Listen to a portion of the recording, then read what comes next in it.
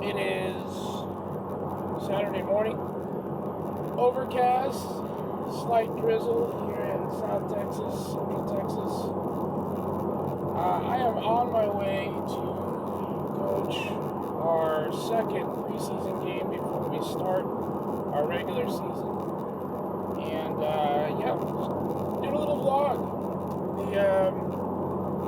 Couple things. Let's see, what we're going to talk about. Well, first, what do we do that's not car related? Well, I have been a long time. I love rugby. I played football growing up, mostly football. Did a little bit of soccer back in the day, but through middle school and high school, it was mostly football. And hold on. This is being shot as I drive. Unfortunately, it looks like there was a really bad accident. You might see it as I turn here behind me. It looks like a passenger car hit. Possibly, it looks like it literally hit the side of an industrial dump truck. I hope everybody's okay. Anyways, I really hope everyone's all right.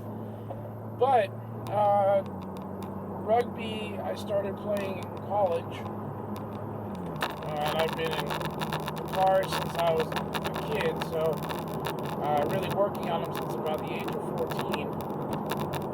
And but in college, I played rugby, didn't play football, had a lot of fun, continued to play rugby after I recovered from my senior injury with the men's club in Southern California, and then hung it up after, I think, 2003-ish, and then, took a long break, got brought back in by a friend that played with me, asking for help coaching a women's team in Ventura, the Ventura County Lady Outlaws, that my, at that point, newlywed wife decided she wanted to try rugby. So she played, she learned, played very well.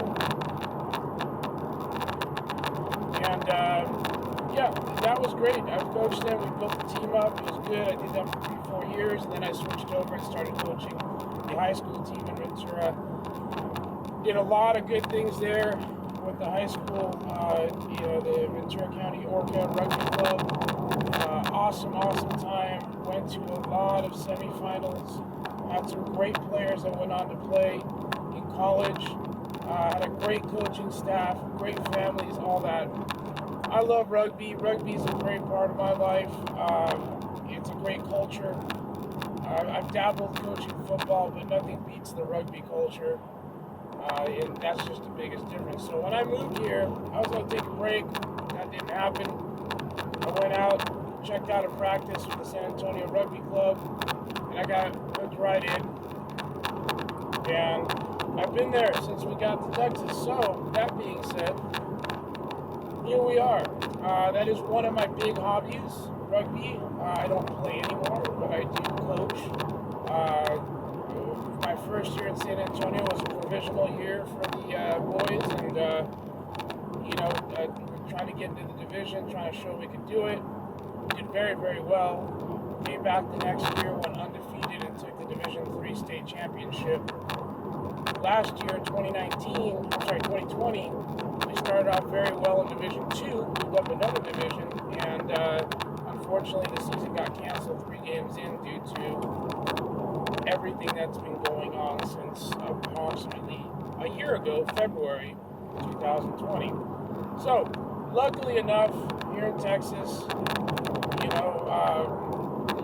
everyone's views is different regarding the whole situation around the world, around the country with the pandemic. But Texas, for the most part, has been open since May. We've had some regulations and restrictions. We've had on and off practices. I think we shut down practice in the summer for a little while. But we've been practicing now for, I don't know, a while, like since before Christmas, actively.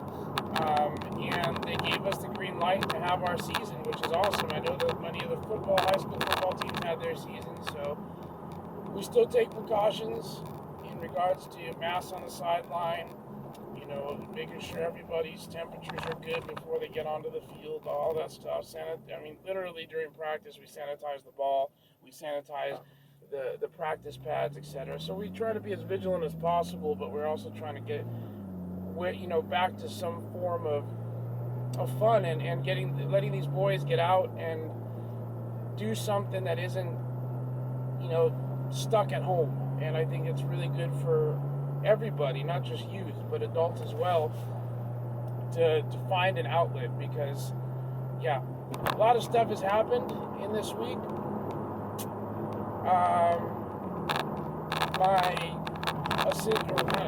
My co-coach, I guess you could call it, went in for a checkup on Friday of last week, so 7 days ago, and found out he has a heart issue. So he was getting a bypass Monday morning. Avoided a heart attack, thank God. But he's doing well. He just got back home, so that is great news. And then I'm gonna touch on a touchy subject. Warning you. It's a touchy subject. It's regarding mental health. I thank God that I don't suffer from it, but this is one of the jobs as a coach, for the people out there that coach, for the people out there that work with youth, not just coaches, teachers, parents, volunteers. If you truly work with these kids, and you truly are part of their lives, you understand that you're not just a coach, you're not just a teacher, you're a friend, an uncle, sometimes a dad, and sometimes you have to be one of them. Well, was it Tuesday morning, we got a call early in the morning, unfortunately, that one of our players had decided to take his life. He committed suicide. That's the blunt. It was very unfortunate. I've coached the kid for 3 years. Great kid. Knew his family. Knew his dad very well.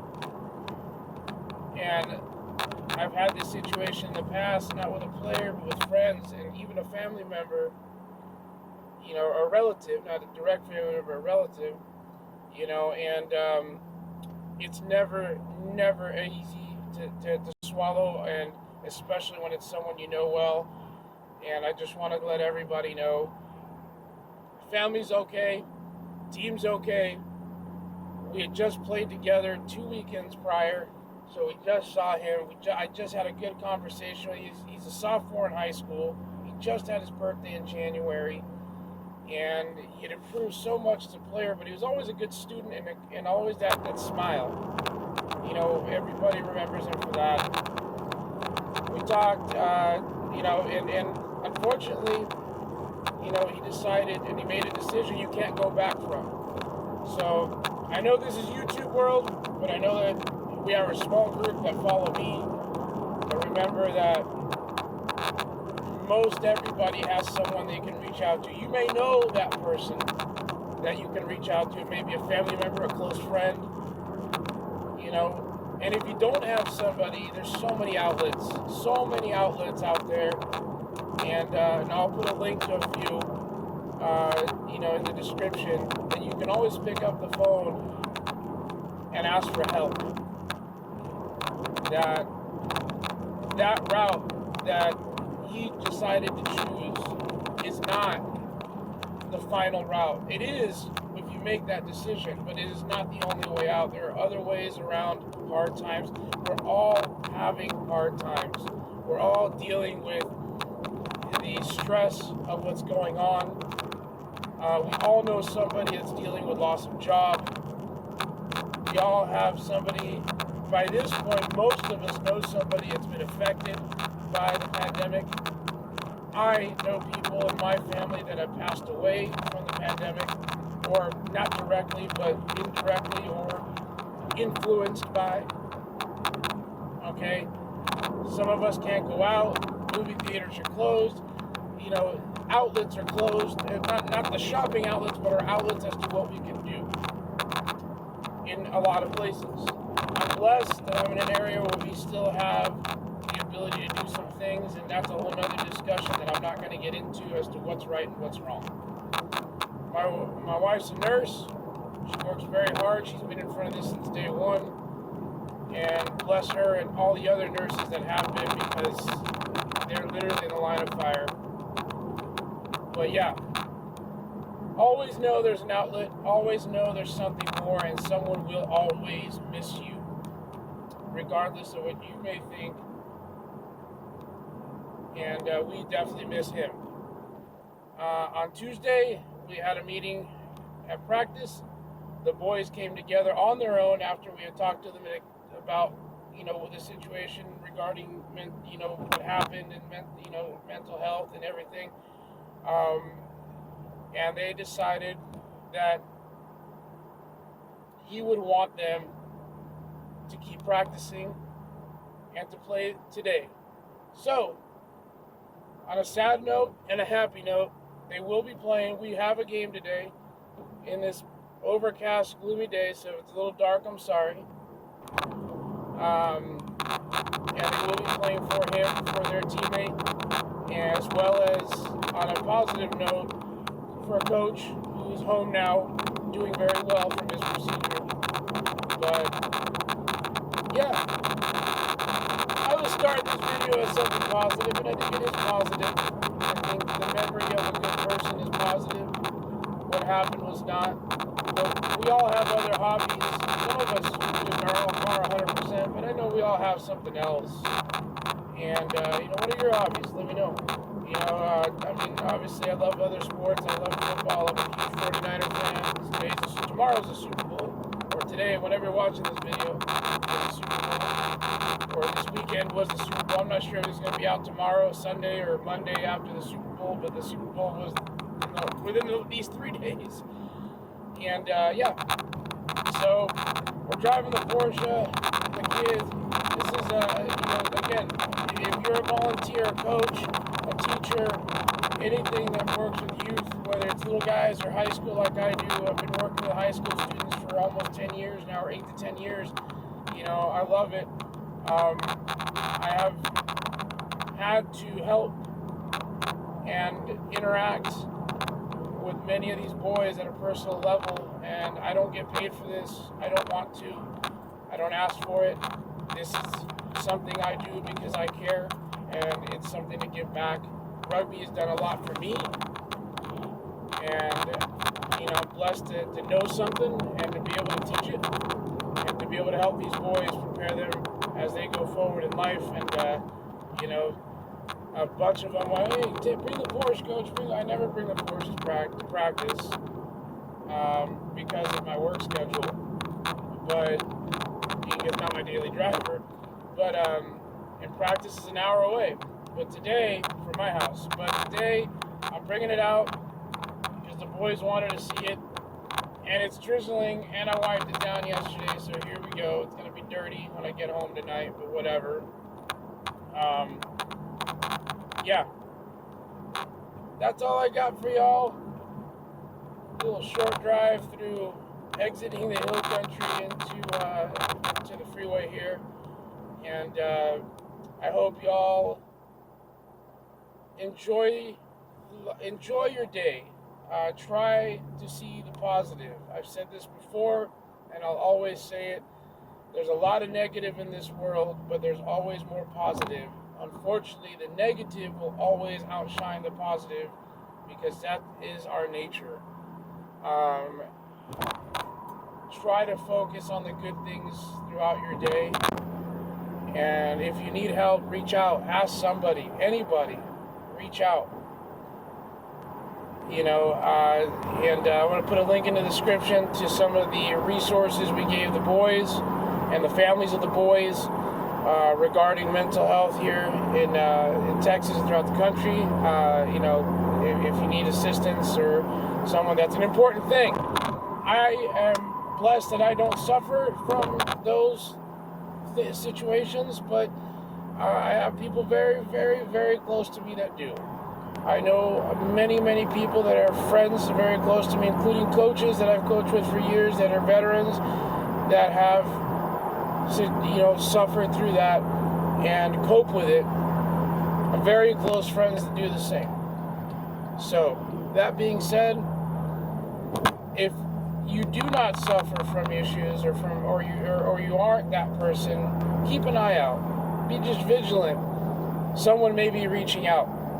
And don't be afraid to reach back, because everybody needs